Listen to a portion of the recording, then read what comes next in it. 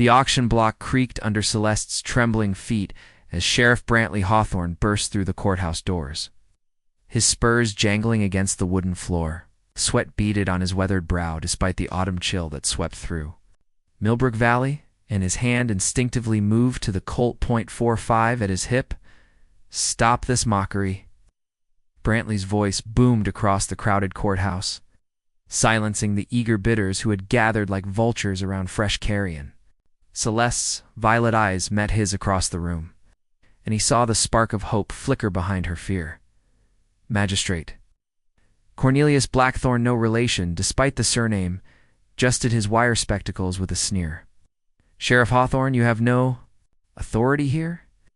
This debt collection is perfectly legal under territorial law." "Legal maybe, but not right," Brantley snarled, pushing through the crowd of leering men who had come to bid on the young woman's indenture. Some had traveled from as far as Sacramento, drawn by word of her beauty and the unfortunate circumstances that had led her to this moment. Celeste Ravencroft had arrived in Millbrook Valley 3 months prior, fleeing a scandal in Charleston. That had left her reputation in tatters and her purse empty. Her father's gambling debts had followed her west like a plague, and when word reached the territory's creditors, they had moved swiftly to claim what they considered theirs. "The debt is $800, Blackthorne announced, his gavel poised. 5 years indenture to the highest bidder with all rights and privileges thereof." Brantley's jaw clenched at the implication. He had been sheriff of Millbrook Valley for 7 years, had seen enough corruption and cruelty to last several lifetimes. But this particular brand of legalized slavery turned his stomach, especially when it involved the woman who had unknowingly captured his heart the moment she'd stepped off the stagecoach. "I'll cover the debt," he declared, pulling a leather pouch from his vest. The courthouse fell silent, except for the tick of the grandfather clock in the corner. Blackthorne's eyebrows rose. "You have $800, Sheriff?" Brantley's silence stretched like a taut rope ready to snap. The truth was, his sheriff's salary barely covered his modest needs, and his savings amounted to less than $200. But he couldn't let them sell her like livestock. "I thought not," came a gravelly voice from the back. Cassius Grimm stepped forward, his black coat immaculate despite the dusty road that had brought him to town. The land speculator's reputation preceded him, ruthless, wealthy, and with appetites that decent folk whispered about in hushed tones. $1,000, Grimm announced, his cold eyes fixed on Celeste. "And I'll take immediate possession." The crowd murmured appreciatively. Celeste swayed on the block, her face pale as winter moonlight. Brantley's hand moved to his gun. "Over my dead body." That Grimm smiled can be arranged. The standoff stretched like spun glass, ready to shatter at the slightest movement. Brantley could feel the weight of every eye in the courthouse, could hear Celeste's ragged breathing from the auction block, could smell the fierce sweat of the crowd mixing with tobacco and whiskey. "Gentlemen," Magistrate Blackthorne interrupted, his voice quavering, "let us conduct this business civilly. Mr. Grimm, your bid stands at 1,000. Sheriff Hawthorne, do you wish to counter?" Brantley's mind raced. $1,000 might as well have been $1 million, but surrender wasn't in his nature. Too many years of facing down outlaws and claim jumpers had burned retreat out of his vocabulary. "Time," he said firmly. "I need 24 hours. "Absolutely not," Grimm protested. His hand moving to the ornate walking stick, he carried a stick Brantley knew concealed a sword blade. "The auction proceeds now, or I'll take my business elsewhere." "Leave $1,000 on the table," Brantley challenged. "You want her bad enough to overpay by 300? You can wait 1 day." Celeste's voice rang out clear and strong, surprising everyone. "I request counsel with Sheriff Hawthorne before any sale proceeds." The crowd turned to stare at her, many seeing her as more than mere commodity for the first time. Blackthorne consulted a dusty law book, his finger tracing lines of text. "The debtor does have the right to consult with local law enforcement regarding the legality of the proceedings," he admitted reluctantly. "Consultation doesn't require 24 hours, Grimm snarled. "It does if I deem the case complex," Brantley replied smoothly, "and I do." He turned to face the crowd, his sheriff's badge catching the afternoon light, streaming through the courthouse windows. This auction is postponed until tomorrow at noon. Everyone out." The crowd dispersed reluctantly, their entertainment delayed, but not denied. Grim lingered, his predatory gaze moving between Brantley and Celeste.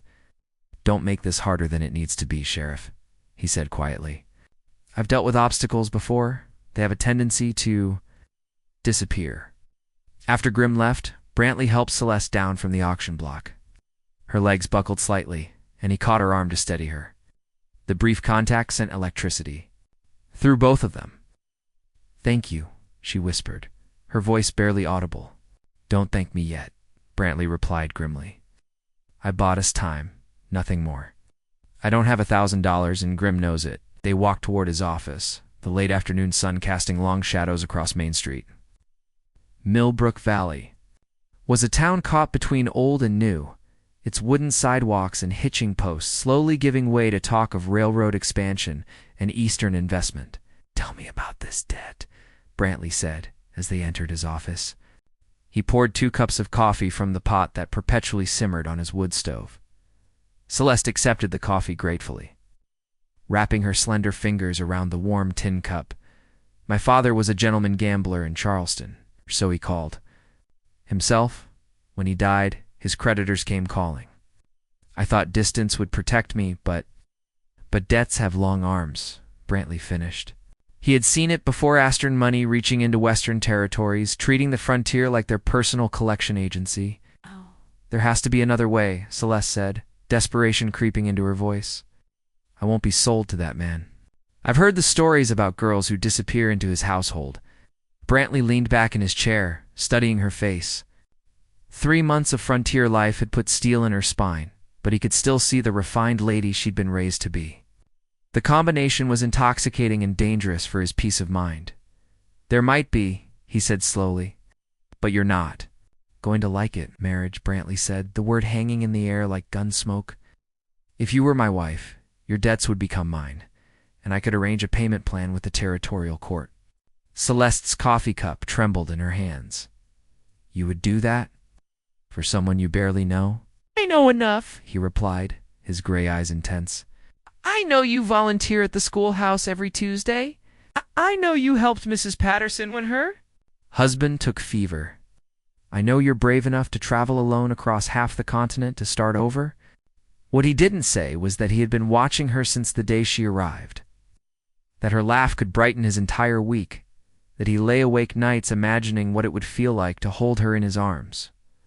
"But marriage," she whispered, "I couldn't ask you to sacrifice your future for my mistakes." "My future." Brantley stood and moved to the window, looking out at the dusty street where a few late shoppers hurried about their business. "I'm 34 years old, Celeste. I've been married to this badge for 7 years.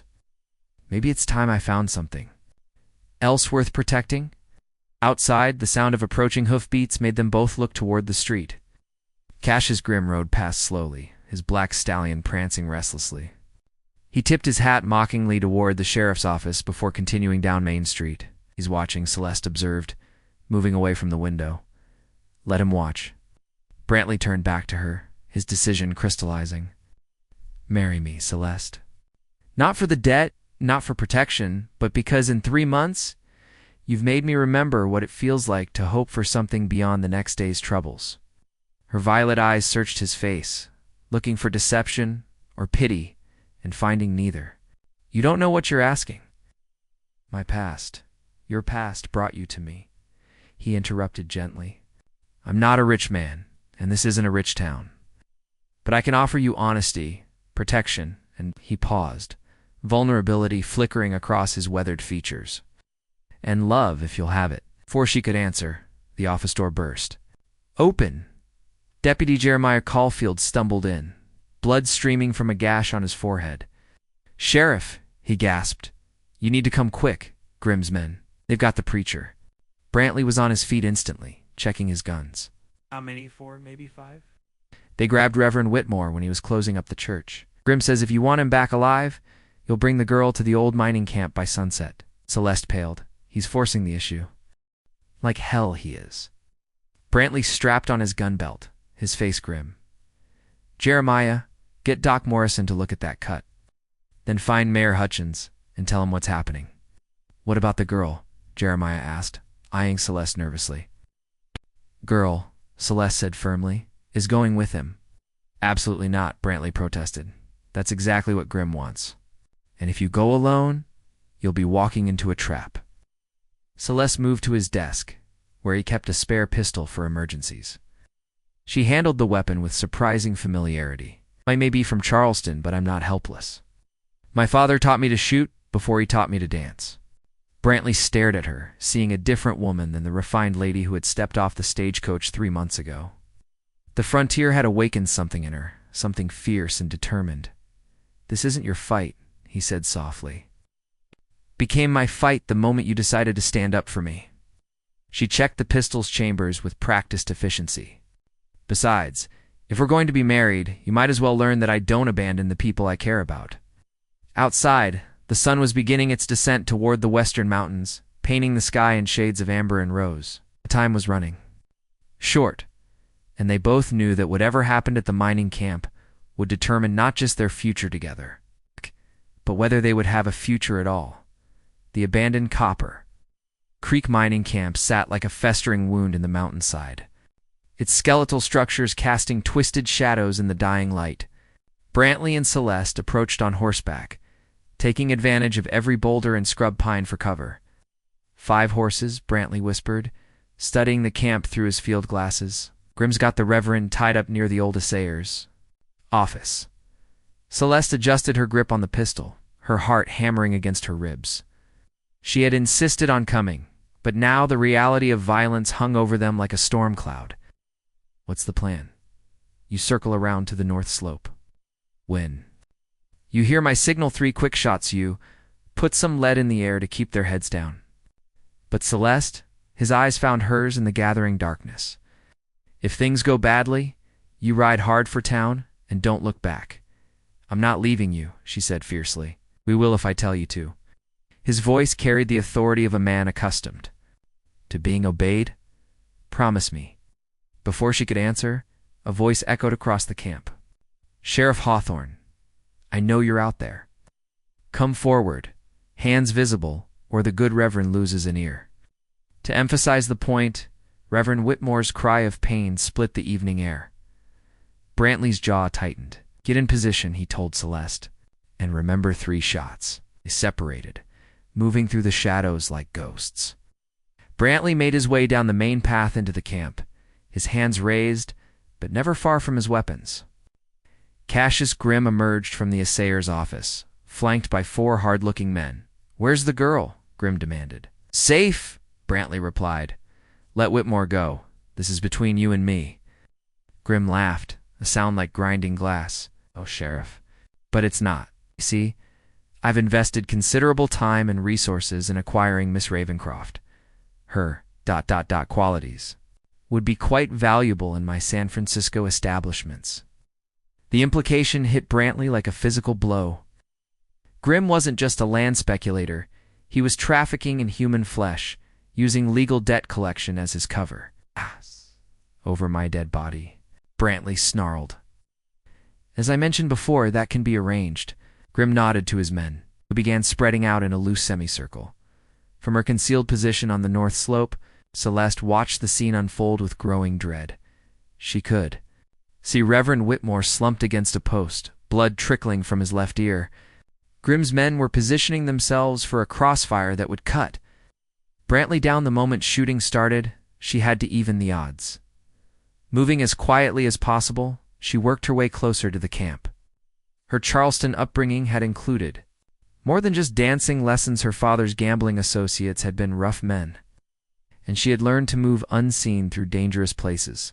You have 10 seconds to produce the girl, Sheriff, Grim called out, pulling a silver pocket watch from his vest. They're my boys, Will. The crack of Celeste's rifle cut through his threat. One of Grim's men spun and dropped, clutching his shoulder. Before anyone could react, she fired twice more the signal. Chaos erupted. Brantley drew and fired in one fluid motion, his first shot taking the gunman to Grim's left. The remaining men scattered, seeking cover behind the camp's dilapidated structures. Celeste worked the lever action of her rifle, sending carefully aimed shots toward any movement she could see. Her father had taught her well. She might not be the fastest gun, but she was accurate. There, one of Grimm's men shouted, spotting her muzzle flash. He turned his pistol toward the slope. Brantley's Colt thundered again, and the man pitched forward into the dirt. The firefight lasted only minutes, but it felt like hours. When the smoke cleared, 3 of Grimm's men were down. The 4th had fled on horseback, disappearing into the darkness. Grimm himself crouched behind an overturned ore cart, his expensive clothes torn and dusty. "This isn't over, Sheriff." He called out, "I have lawyers' connections in Sacramento. Can't protect her forever." "Maybe not forever," Brantley replied, reloading his weapon. "But I can protect her long enough." "Long enough for what?" "For this?" Reverend Whitmore's voice rang out clear and strong. Despite his injuries, the elderly preacher had managed to free himself during the gunfight. "Brantley Hawthorne, do you take Celeste Ravencroft as your lawfully wedded wife?" Celeste emerged from her hiding place, rifle still ready. "What are you doing marrying you?" Brantley said simply. "If you'll have me." "Here now." She looked around at the bullets card. Mining camp, the bodies of fallen men, the acrid smell of gun smoke in the air. "I can't think of a better place," he said, his eyes never leaving hers. "We fought together, bled together. It seems fitting we should marry together." From behind his makeshift shelter, Grimm screamed in fury, but his voice was lost in the wind that swept down from the mountains. "I do," Celeste said, her voice carrying clearly across the scarred landscape of the mining camp. The words seemed to transform the desolate place, turning it into something sacred, despite the violence that had just occurred. Reverend Whitmore, blood still trickling from his wounded ear, but his voice strong with purpose, turned to Brantley. "And do you, Brantley Hawthorne, take Celeste as your wife, to love, honor, and protect? For better or worse, in sickness and in health?" "I do," Brantley replied, his gray eyes never leaving Celeste's face. "With everything I have. Then by the power vested in me by the territory of California, I now pronounce you husband and wife." Whitmore smiled, despite his injuries. "May. Kiss your bride, Sheriff." Brantley closed the distance between them in 3 long strides. When his lips met Celeste's, the taste of dust and danger mingled with something sweeter, the promise of a future neither had dared hope for just hours before. From behind the ore cart, Cassius Grimm let out a howl of rage. "This changes nothing. Marriage doesn't erase debt." "Actually, it does," came a new voice from the edge of the camp.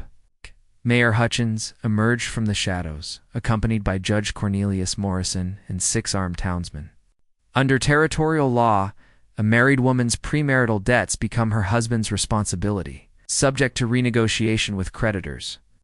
Judge Morrison, a stern man with silver whiskers, stepped forward with an official-looking document. "I've reviewed the case, Mr. Grimm. The original debt was $800. Sheriff Hawthorne, as the lady's husband, has the right to negotiate a payment plan. $100 a year for 8 years, Brantley announced. "I can manage. That from my salary." Grimm stood slowly, his face contorted with fury. "You think this is over? A business interest throughout the territory? I can make life very difficult for both of you. Not from a jail cell, you can't." Judge Morrison nodded to the townsmen, who moved forward with drawn weapons.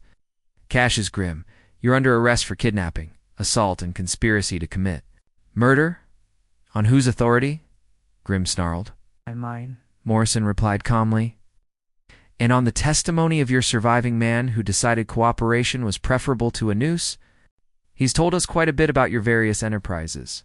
As the townsman bound Grimm's hands, Brantley felt Celeste lean against his shoulder. The adrenaline of the gunfight was wearing off, leaving them both exhausted, but oddly peaceful. She said softly, "We're married." "Seems we are." He wrapped his arm around her waist, still hardly believing it himself. "Any regrets?" She looked around at the mining camp, at the aftermath of violence, at the man who had just tried to buy and sell her like livestock being led away in chains. "None at all. Though I have to admit I never imagined my wedding would involve quite so much gunfire." Reverend Whitmore chuckled as Doc Morrison tended to his wounded ear. "Some of the best marriages I've performed have been under unusual circumstances. There's something about facing danger together that strips away pretense. Mayor Hutchins approached them, his weathered face creased with concern. Brantley, Grim wasn't lying about having connections. This might not be the end of your troubles. Let them come, Celeste said, before Brantley could respond. Her hand moved to the rifle she still carried, and there was steel in her voice. I've discovered I rather like this country. It's a place where a person can make a fresh start, where right and wrong still mean something. Brantley smiled at the transformation in her. The refined Charleston lady was still there, but now she was something more a frontier woman with grit and determination to match her beauty. Besides, she continued, looking up at her new husband, I married a man who's very good at protecting what's his. And you're mine now, he said softly, the possessiveness in his voice tempered by gentleness. Legally, completely, and by choice. Yes, she agreed, rising on her toes to kiss him again. I am. As they rode back to Millbrook Valley under a canopy of stars, the echoes of gunfire fading behind them, both Brantley and Celeste knew their lives had been irrevocably changed. The danger wasn't over, might never be completely over, but they would face it together. 3 months later, as the first snows of winter dusted the mountains surrounding Millbrook Valley like powdered sugar on a wedding cake, Celeste Hawthorne stood at the window of the sheriff's house, their house, now watching her husband make his evening rounds down Main Street. The marriage had settled into something deeper than either had expected. What began as a desperate solution to impossible circumstances had blossomed into genuine love. Brantley's quiet strength complemented Celeste's refined determination, and together they had become pillars of the small community. Mrs. Hawthorne. The voice at the door belonged to Timothy Ashford, the newest teacher at the schoolhouse. At 17, he was barely older than some of his students. But his Eastern education and earnest manner had quickly won over the town's families. Please call me Celeste, she said, opening the door. What brings you out in this weather? Timothy's face was flushed with cold and excitement. I've had word from Sacramento, about Mr. Grimm's trial. Celeste's heart quickened.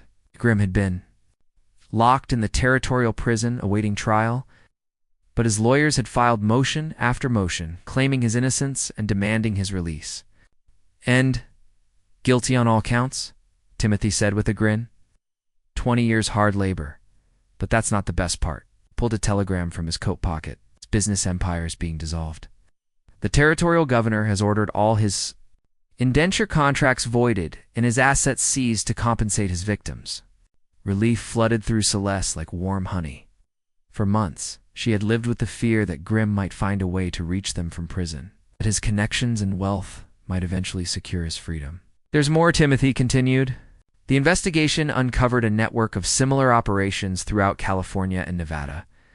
Dozens of people are being freed from illegal indentures. Brantley's boots sounded on the porch, and he entered with snowflakes melting on his coat. Timothy? He nodded to the young man. What's got you two looking like cats in a creamery? Celeste flew into his arms, not caring that his coat was cold and damp. It's over, she breathed against his neck. Grimm is finished. As Timothy explained, the news, Brantley's arms tightened around his wife. The constant low-level tension he had carried for months began to ease. Grimm's threats had hung over them like a storm cloud, affecting every decision, coloring every moment of happiness with uncertainty. So what now? Brantley asked after Timothy left. He and Celeste sat before their fireplace, her head resting on his shoulder as flames danced in the grate. Now we live, Celeste said simply. Really live, instead of just surviving. She tilted her head to look at him. I've been thinking about that schoolhouse. They need a permanent teacher, someone to replace Timothy when he moves on to college. You want to teach? I want to help build this place into something lasting, she corrected. We could start a proper school, maybe even establish a small library. Millbrook Valley doesn't have to remain a frontier town forever. Brantley smiled. His wife's vision extended far beyond their immediate concerns, seeing possibilities where others saw only present realities. What else have you been thinking about? A blush colored her cheeks. A family. Children of our own to teach and protect. Children, he repeated wonderingly. The idea of Celeste carrying his child, of little ones running through their house, filled him with a warmth that had nothing to do with the fire. "Is that something you want?" she asked softly. Instead of answering with words, he kissed her deeply, pouring all his hopes and dreams into the connection between them. When they finally broke apart, both were breathless. "I love you, Mrs. Hawthorne," he said against her lips. "And I love you, Sheriff Hawthorne," she replied. "More than I ever thought possible." Outside, snow continued to fall, blanketing Millbrook Valley in pristine white. The town slept peacefully under Brantley's protection, secure in the knowledge that their sheriff would defend them against any threat. But inside the sheriff's house, two hearts beat as one, planning a future filled with promise. They had faced down danger together, overcome seemingly impossible obstacles, and emerged stronger than either had been alone. The frontier could be cruel and unforgiving, but it also offered something the civilized East could not: the chance to reinvent yourself, to build something meaningful from nothing, to find love in the most unlikely circumstances. As the fire burned low and the snow fell steadily outside, Brantley and Celeste Hawthorne held each other close, knowing that whatever challenges lay ahead, it would meet them together. 5 years later, the sound of children's laughter echoed from the Millbrook Valley School as Celeste dismissed her afternoon class. The one-room schoolhouse had grown into a proper educational building with 3 classrooms and a small library. Funded by the recovered assets from Grimm's criminal empire, Mama. 4-year-old Benjamin Hawthorne raced across the schoolyard, his dark hair flying behind him as he launched himself into his mother's arms. Behind him, 2-year-old Violet toddled as fast as her little legs could carry her, her violet eyes inherited from her mother sparkling with joy. "Where's Papa?" Benjamin demanded, looking around for his father with the impatience of a child who had been separated from his hero for far too long. "Right here, son." Brantley emerged from the sheriff's office across the street, his badge gleaming in the afternoon sun. At 39, he carried himself with the confidence of a man who had found his place in the world. The years had been kind to the Hawthorns. Millbrook Valley had grown from a rough frontier town into a proper community, complete with a church, school, general store, and even a small hotel for travelers. The railroad had come through 2 years prior, bringing commerce and connection to the outside world. Brantley scooped up both children, settling Benjamin on his shoulders while cradling Violet against his chest.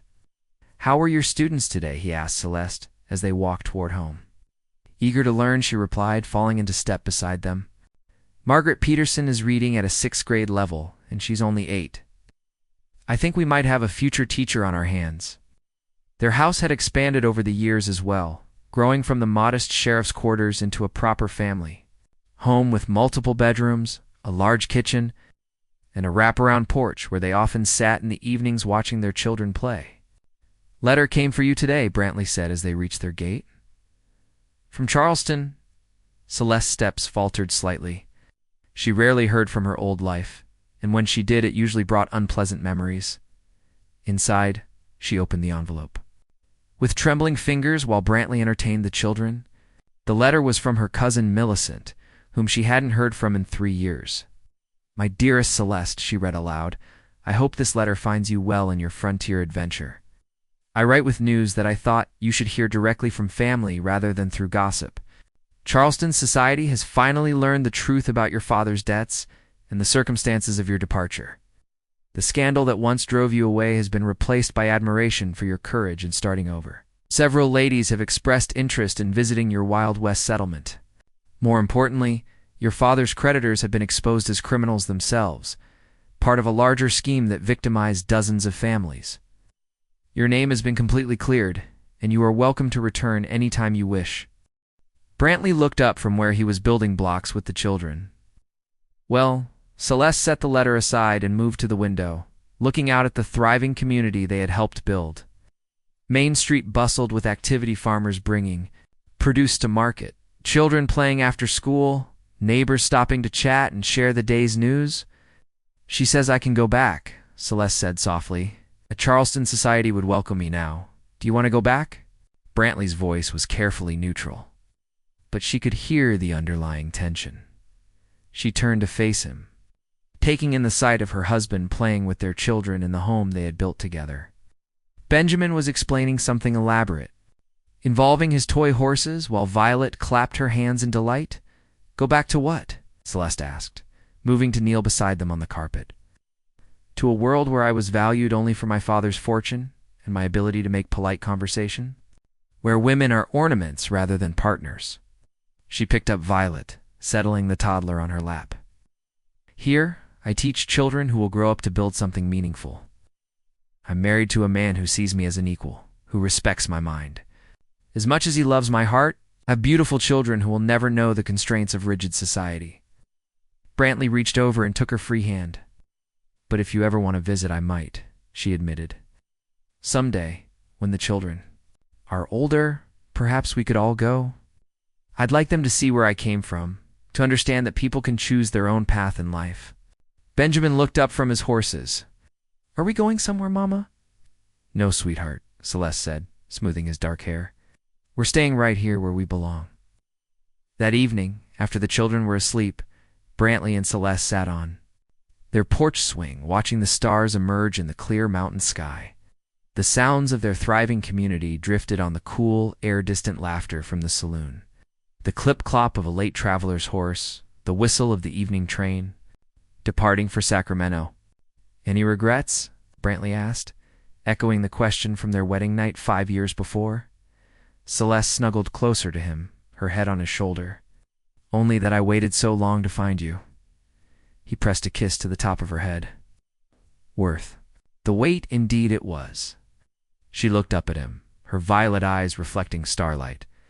"All of it, the danger, the fear, the uncertainty. It brought me here, to this life, to you, to us," he corrected gently. "To us," she agreed. From inside the house came the sound of Benjamin calling out in his sleep, probably dreaming of adventures with his toy horses. Soon there would be another child, too. Love Celeste was certain of it, though they hadn't shared the news yet. The frontier had tested them, forged them, and ultimately blessed them beyond measure. What began as a desperate attempt to save her from an impossible situation had become the foundation of a love story that would be told in Millbrook's Valley for generations to come. Sheriff Brantley Hawthorne had indeed tried to save her before the sale, and in doing so, had saved them both.